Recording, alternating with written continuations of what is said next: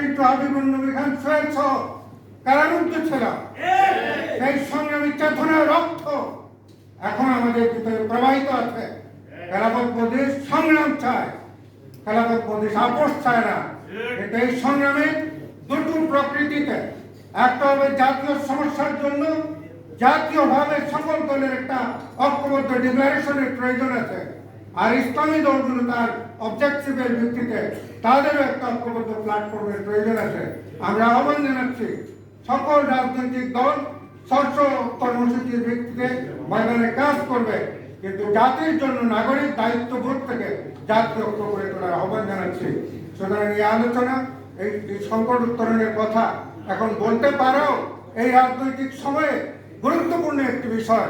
নির্বাচন উত্তর সময়ে এখনো বিরোধী রাজনৈতিক স্পষ্ট কোনো মেরুকরণ হয় নাই।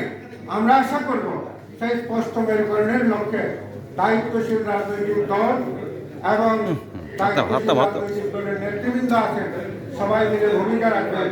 আগামী দিনের আন্দোলন সংগ্রাম সেটা আরো তীব্র বেগবান এবং